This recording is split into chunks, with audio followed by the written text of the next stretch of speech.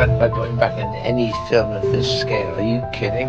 Orson Welles once says the best trained second work you ever had. Anything of this scale is just, you got to be able to embrace it. You got to be able to live with stress. Let's do it. Should we try it? It can only be a fuck up. We learn something each time. Let's just do it. Yeah. In fact, you got to embrace stress, and I find it keeps me flying.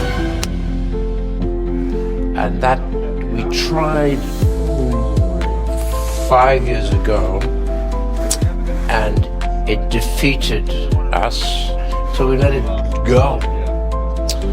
And then it restarted the engine about 2 years ago, I think. We talked about a sequel over 20 years, and we were also respectful of how many things that had gone right on the first one, that we really didn't want to sully that. We were just trying to figure out what would be a non-rip-off sequel that would tie in, be inspired by, not be overshadowed by, be respectful of, and that was a tricky path, but a very, very challenging, fun one.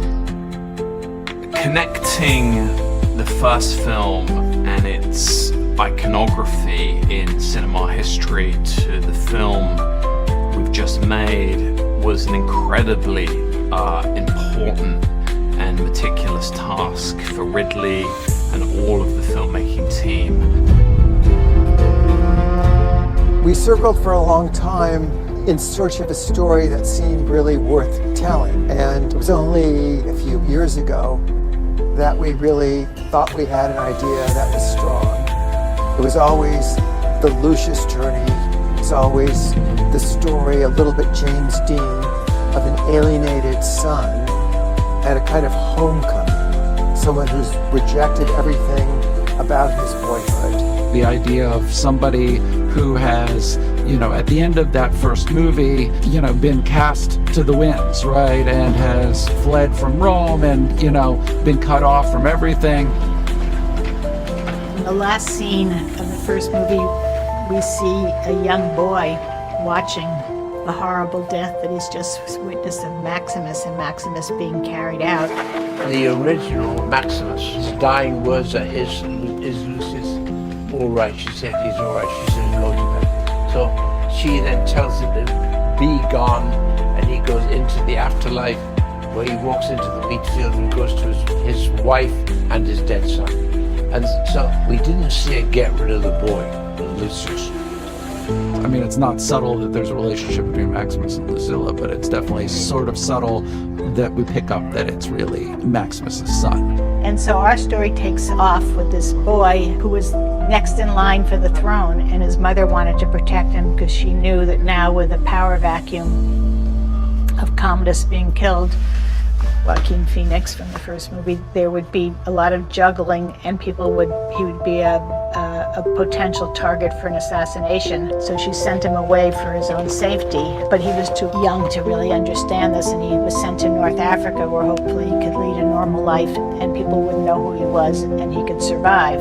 You're sending him into the wilderness, where you will eventually, within a day or two, lose track of him completely forever.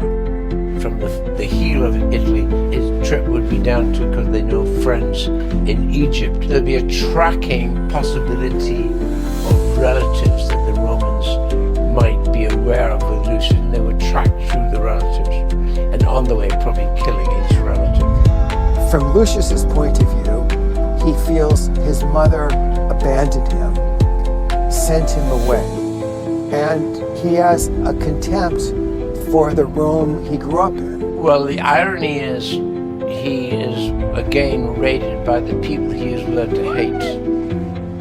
When their land-grabbing legions simply want to own the world. Why does somebody want to own the world? They had a massive empire which stretched from the north of England into North Africa, far west to Constantinople, and all of Spain. They were seriously thinking about heading towards India and the Far East.